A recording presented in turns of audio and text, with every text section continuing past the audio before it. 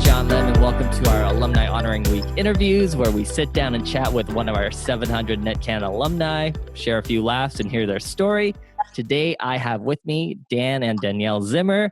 Dan and Danielle, welcome to our show. Thank you. So, Dan and Danielle, tell me a little bit about yourself. Before Net, during Net, after Net, what has happened, your kind of whole life story here. Take it away. You first. Ladies first, I guess.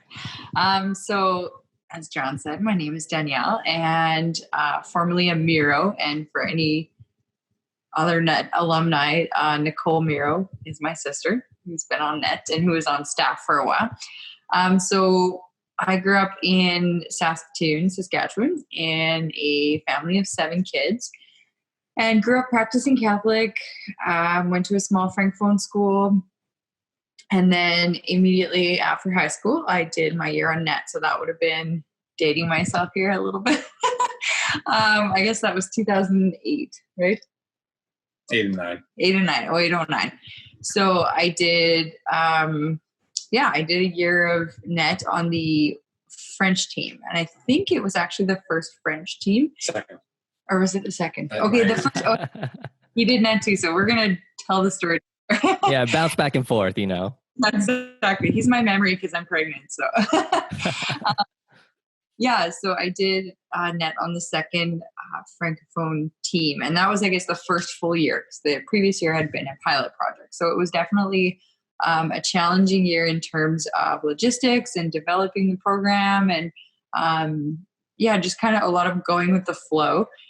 Because there were a lot of changes to the program throughout, and we really had to roll with the punches, but it was an amazing experience. Wonderful team. I still connect with several of my teammates, well, a couple of them for sure on a regular basis, and actually one of them is still my best friend. So it was a really beautiful experience, gave me an opportunity to practice my French as well for an additional year. But so half the year was in English, and we traveled. And then half the year was in French, and we kind of stayed mostly in the Ontario, Quebec region, and then went into the Maritimes for a little bit. Following Net, I wasn't really 100% sure what I wanted to do, but education was always kind of in the background. So I went to Edmonton and took a bilingual, mainly French education program. I took 2 years of that, and then met this hunk. And then life change situation. I moved back to Saskatoon, and I ended up dropping out of education and joining the police force. So I have been a police officer for 8.5 years with the Saskatoon Police Service, and I've been really enjoying that. We got married, and we dated first, did the whole discernment thing. We loved each other, and long story short, we're married now. Yeah. And so in January 2014, we got married, and we have 2 kids with 1 other on the way, so 3 children. Our third is due in July. Congratulations. Thank you. 2 crazy boys. Take after. It's just been, I don't know, it's a lot to wrap up, I guess, but that's kind of an overview version that's of my story. What about you? I was raised Catholic, pretty straight-laced. There was nothing crazy happening throughout my childhood. 3 siblings, and just we actually knew each other as friends throughout elementary school and growing up, and the church we're attending. And then when I got to high school, I just wanted to do something kind of in the community, kind of traveling, and Net kind of seemed to be the thing. And a few other people older than me had done it in my parish, and I wanted to try it. So it kind of fit all the check boxes of something I wanted to do: travel, learn a bit more about my faith, build a relationship with God, meet some new people. Everything was kind of there. So I did Net, and that's kind of when I really learned about my faith more as an adult. I think that was kind of when I had my adult conversion per se. And I actually developed a real relationship with God, kind of how to form it, learn how to maintain it and whatnot. And I did 1 year of Net, 2007, 8. Yeah. 07, 08. So I guess 13 years ago. Yeah. And just did 1 year, and then kind of came back and had 1 year where I kind of fell away a little bit from the faith and from God a little bit, and then got right back into the swing of things right around when I met you. And I also became a police officer before you, and did a little bit of work on the side before that, and then just kind of everything's been smooth sailing since. No. It's perfect now, right? Life is great. Just red carpet. No, it's been good. Yeah, just been working for the last 10 years and building a family, and been part of a new church for the last 5 years here. 5 years, yeah. 5.5 years here. So yeah. Lots of different changes in your guys' life, right? First of all, I just kind of want to talk about really what happened after you guys left Net. You guys made a lot of different changes in your life. What was that like? Was it easy coming off of Net and then just kind of trying to adjust to try and figure out like what's next? Yeah, well, I think as a lot of alumni could probably speak to, and we were very fairly warned when we were leaving Net that, Net is kind of a bubble in a sense. It's an exceptional life circumstance where, you're surrounded by people who all have the same mission as you and are all working towards the same goal. And so, and you're very well supported in your faith. And depending on where, people have come from before Net, they were supported in their faith before and then, experienced that on Net. And some people didn't have much support, and then they were overwhelmed by the amount of fellowship and,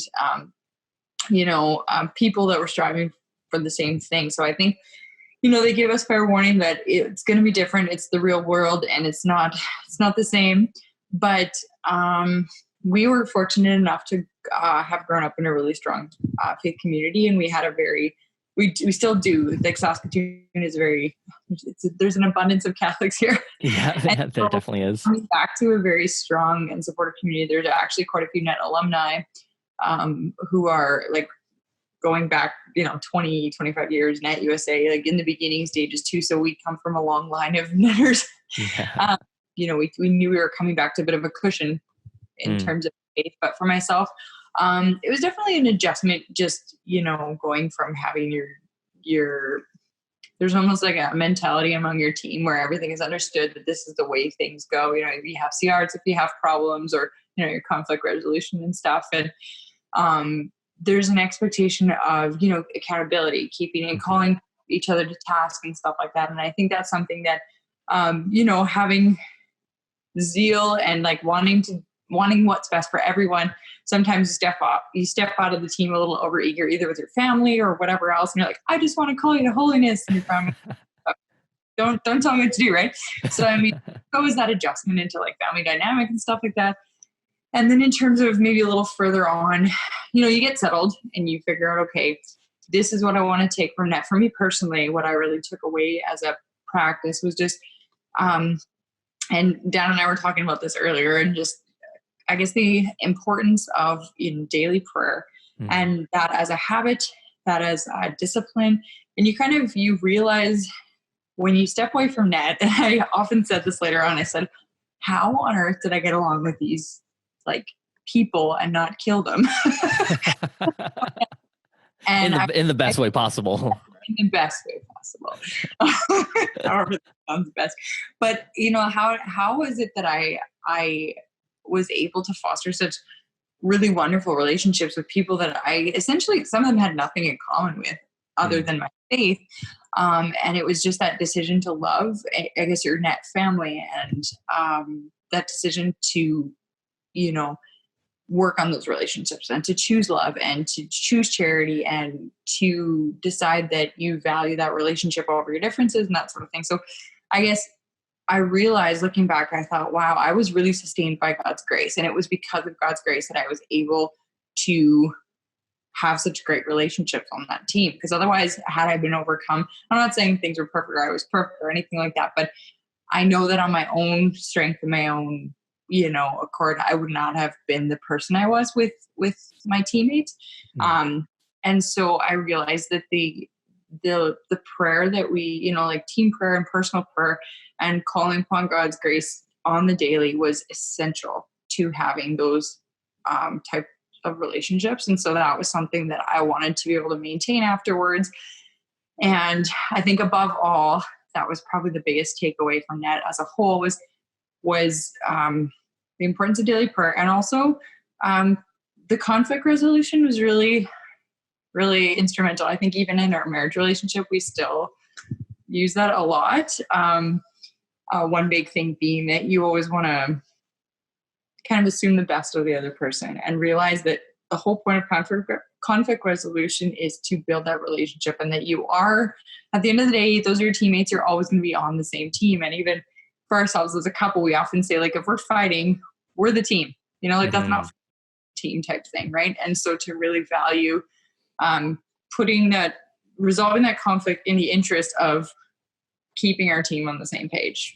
And so anyway, like, we still do the how are you doing spiritually, emotionally, physically on our dates sometimes, and sounds tacky now that I say it, but that's a lot of NET stuff in our relationship. You guys have been working as police officers for a long time now. Like, what was that kind of adjustment like? I mean, it's a very different environment, a very different culture.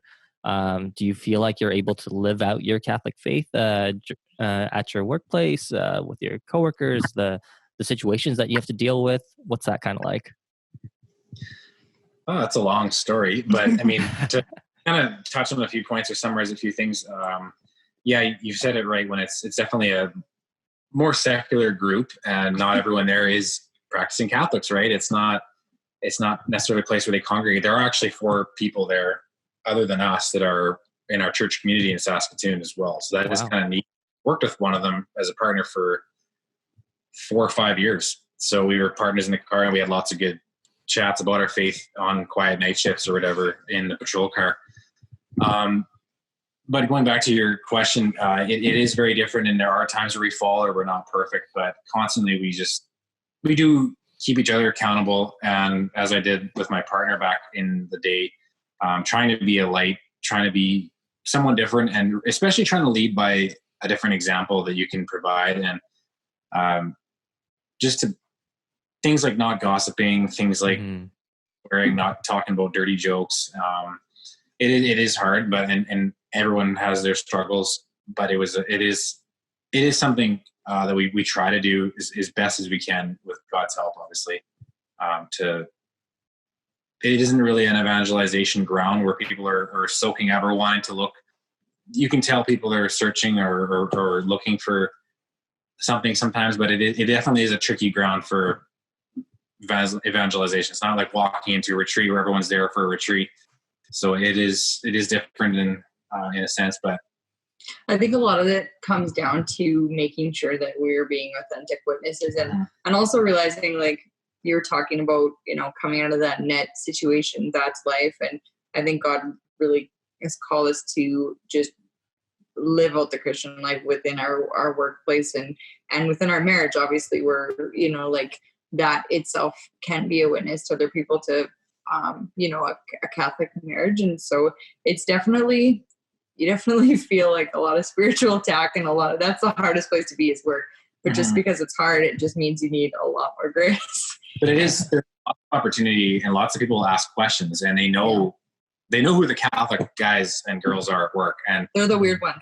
Lots of times we get questions around Easter time, or questions about how this works in marriage or that works in marriage, and how this tradition in the church is. And there are lots of people that ask questions, and there are some good conversations that come up, and there are lots of world issues that come up, and people chat, and there are lots of opportunities. So definitely being in tune with what we believe in is something very important to us. And there are opportunities to just share what we believe and do it as best as we can and as lovingly as we can. Yeah. And I think, like, even for myself, I had one experience in particular at work where, and I always talk about the conflict resolution because maybe I just get in a lot of fights or something, but I don't know. I see it as something that was really a valuable tool that I learned. And it was, there was a situation at work where there was a coworker of mine where there was a misunderstanding. And I guess I feel like sometimes in a, let's say, more secular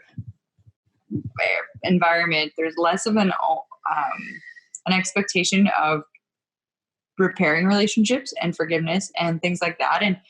And having that experience of, being able to work pretty much everything out on net. Like you have to work it out. Yeah. I felt this sense of obligation to just repair that bridge and to kind of build back that relationship. And then I realized how uncommon that is in the workplace, not to just burn your bridges and, say, okay, once there's a disagreement, there's kind of an enemy form there. And you'd think that cops would be able to solve their problems a little better, but it's all not. Cops are human too, we're all just human.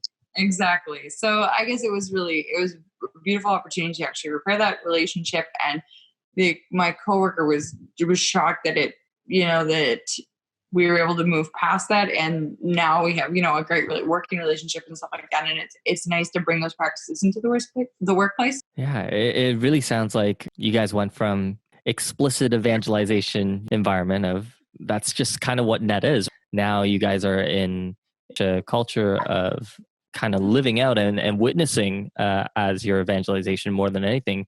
Like you often say, like they're not just going to walk into the church and get the answers. Like you have to be the domestic church. And like, you even had a roommate and a partner who was a coworker and, just like inviting them to mass or whatever. Cause they're not just going to walk in. You have to extend that invitation. And although it feels awkward and uncomfortable sometimes, just even like a couple times you brought your partner to church on Easter, what was it, Christmas? Or?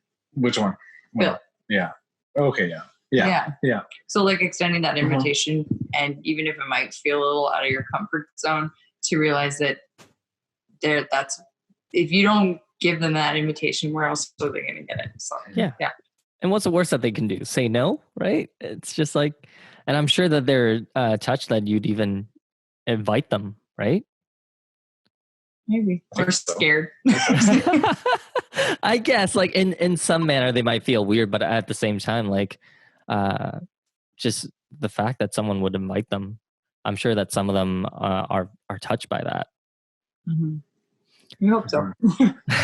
Yes, that's the hope. So you guys are married now. You guys have kids. You guys are living out your vocation. Like, what's that been like? I would say really, both of us feel really at peace with our vocation, and I feel we obviously have, like any married couple, have ups and downs, but as a whole, like 98% of the time, we feel really, really blessed by our vocation. I feel, and really blessed by each other, and especially by our friendship too, that we just developed before we were dating, and as we were dating, we dated very trying to follow all of God's rules, and it just really helped build a friendship before we were married. And then we moved in and together after we were married, and all the things just kind of fell into place really well. And we felt like God was taking care of us. And I think our vocation has really flourished, not just with kids, but just with we just feel like especially every year we feel we have a better year. It's hard to explain, but we slowly grow closer to each other, and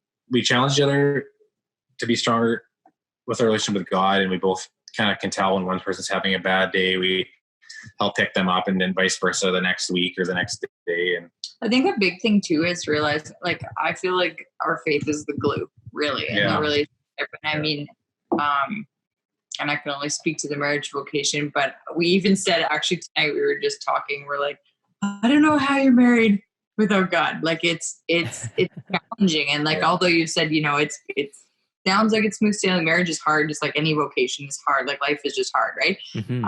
Not bad. It's just challenging. And I think that being equipped with the tools that we have in our faith, and just that base layer, like we were talking earlier, and he was saying, I feel like, net and the rest of our faith formation just gave that fallback, that foundation, or that moral compass through which you kind of orient the rest of your life, and how you raise your children, and how, you live out just the daily callings of your vocation. I feel like the faith, without that, I don't even know what our marriage would look like.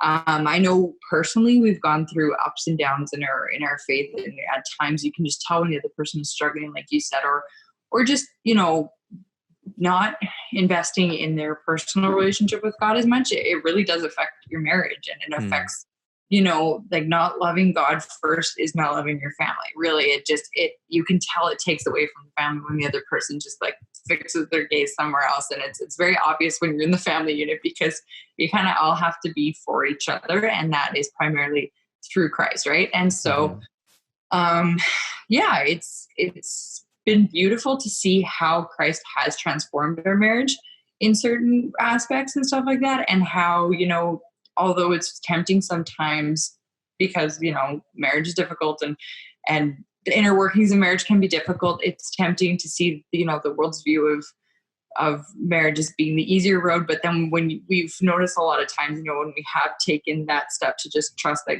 God's plan is better for us, he's blessed us so much through that. Do you guys have any suggestions for our alumni, especially our new alumni? Any suggestions for those alumni that may be kind of struggling, especially with all the changes of after coming off of the road? Anything that you guys did right after you left Net to help your faith life, help adjust to going back? I remember when I left Net, I definitely kept up my personal prayer, tried to make that a huge priority, just to take as much time as I could. I think 20 minutes every morning. I just kind of forced myself some mornings, but just knew I needed to just let God speak to me sometimes. Instead of pulling out prayers, sometimes I just let him speak to me, or would find something to meditate or pray about, just to keep that up. And I found that was really helpful with that crazy kind of transition that happens really quickly, and different emotions, different things hit you different times. And it's going to be different for everybody. It's going to be, everyone's going to experience it differently. And, and it's just to know, I guess, in this world that we're not alone. And ultimately God is going to give us our happiness, not what's going on in the world. And if something quits or something suddenly changes, it doesn't mean that we did anything wrong or anything like that. It's just to keep hope. And I feel like through all this stuff going on, and with even with just leaving Net, when I left, I just felt hopeful for my future, and trying to keep that mentality going, and that call in your heart going, just listening to hope and trusting in God. And that's been a huge thing for our relationship. Is just, we always, at the end of our prayer, we've always said, Jesus, we trust in you 3 times, and kind of just hoping in him, hoping in his trust, trusting in him and whatever he has for the future. And that we've prayed that probably almost 1 million times now together. And it's good. Like, it's just, prays more than me, obviously. The divine mercy image with the Jesus I trust in you has been really big for us. And that's something that both of us kind of had before we were married. We both really liked that image and that line, and it just kind of joined when we were dating. So that's something, I don't know. I would say probably don't doubt in darkness what God has revealed to you in the light. And I think that like Net is really an emotionally abundant time where God often reveals himself in emotional ways to people, whether it be a Holy Spirit night or just, team prayer. And there's so much, it's a very loving embrace by God for a lot of people. And sometimes it can feel like you're going into a little bit of a desolation afterwards. But that doesn't mean that those emotions that you experienced while on Net weren't real, or that it was just in some kind of dream, or, God, that's a season of your life. And I often say, I go through seasons where it's just, there might be just a period of a little bit more dryness in your prayer, or dryness in terms of your supports and the people around you, but that doesn't change God. And God is ever faithful. And when we say God is good, it doesn't just mean that, when I feel good, God is good. God is always good. And despite your circumstances, that shouldn't dictate, your trust in God. So if you feel like Peter walking on the water and the storms are raging around you, God is good and God will sustain you. And just like Dan said, that trust in God, despite your circumstances, your surroundings, despite how your family responds to you coming back. I mean, not everyone's fortunate to come back with a supportive family, and that people might not be open to the changes that you've encountered, but to know that, God has spoken to your heart in a really deep way, and to allow him just to continue to be open to the Holy Spirit, and to trust that he's really going to guide you through whatever it is that you're going through. And also to know that this period is temporary, and it's an upset, it's a breakup from your team. And those that had to leave the team in a really sudden way, I can't imagine like how upside down you feel. But to know that, you know, God ordained you to be on net in 2020 and he allowed this in his permissive will, and that he will provide for you, and just to trust in his providence and not to be fearful at all, because he's got you. Thank you so much. I know that a lot of those new alumni are really going to appreciate those words.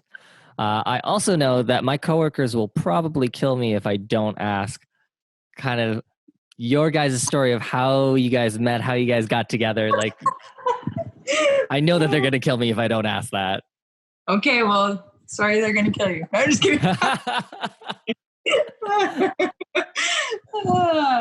You tell them. I'll stop it. We both went to the same parish growing up. 6. And we met probably when we were 6 or 7 in first community club. That's kind of when we knew who each other was. And I had a big crush on Danielle for a while growing up, and she was interested in other guys. Every week, different guy usually. And every month. Like, okay. Yeah. But anyways, I was pretty steadfast. And anyways, we right away. Yeah, we were youth group friends and choir friends, and as we got older to high school, we didn't go to the same high school, but we were still friends, and we'd have lots of deep chats together, one-on-one, just chatting, going off walking, whatever teenagers did back 10 years ago before Snapchat. We were BFFs. And yeah, we just hung out a lot. We were really good friends.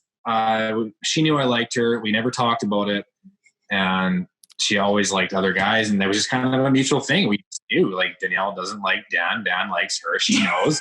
She liked her. It was no big deal, and eventually, what was the question? Just how we met? That's it? Or your relationship story. How did you get together? You know? Okay, so then you laid down the groundwork there. Yeah, good job. You left me with the tricky part. So we thank you. And then when we were about 18 or so, he was like, so is this going anywhere? This is after I did net. After he did net, he came back and he said, you were going, what's the scoop? And I'm like, never. Just move on. And so in a loving way, you know. It was sometimes when I think we were both done net, and then we kind of had the talk. It's like, is this ever going to be a thing? And I'm like, no, don't worry about it. Just go do your thing, which he did. And long story short, I moved in, and he discerned with someone else. And then I came back into the picture, and it was one of those things where when you've known each other for 20 years, you all of a sudden meet up and we're like, wait a minute, do we have a thing? And we did. So then, long story, he ended his other relationship and then kind of called me up and was like, hey, just so you know, I'm single. And I thought, oh, okay. And I was still in Edmonton at the time, but we had just kind of met once, and it just hit us both that I'm like, I think there's just unfinished business. We definitely did like each other. So then he had been a cop for 2 years. I came back, went through police college, and we started dating. And a couple years later, we took our sweet time. We were like, okay, we got to really transition from the friend zone to the married zone. So a couple years later, we were married, and here you are. I guess. So that's like the very short version of it. If you want the long version, talk to Nicole, Sister John, Trinity. They'll give it to you. All the deep. Thank you so much, Dan and Danielle, for your time and for sharing some of your amazing stories and your life right now. So before we sign off, I do have one last question for both of you guys. For our audience out there, our missionaries get a very modest monthly stipend to spend on whatever that they want, since their food and housing are all taken care of during their mission year. I want to know, what's the most ridiculous thing that you've ever spent on with your stipend? We bought airsoft guns and slingshots. Classic. Yeah. We bought a ton of air fresheners because all the girls on our team were wearing flats in summer, and our van reeked so bad that we filled our van with air fresheners. And then we couldn't stand how stinky it was from like the new car set. Anyway, we bought a whole bunch of air fresheners with our stipend. Couldn't you guys just not wear flats? They all got tossed after that. Oh. Yeah, stinky feet team. Yeah. Now you know. Now you know. There you go. For any of you guys out there that are going to be going on net, don't buy flats. No. Bad idea. Or slingshots. Then you get pulled into customs at the airport. So not a good idea. Yeah, that's not good. Put on your carry-on. Did you do that? Oh yeah. Oh my God. Crazy. Yeah, read what you can and can't take on your carry-on before you get on. Highly advisable. Yeah. Well, that's all the time we have for today. Again, I really appreciate your time and thank you so much for your year of service with NET. I'm John Lim and this is Dan and Danielle. And for our folks out there, we'll see you next time.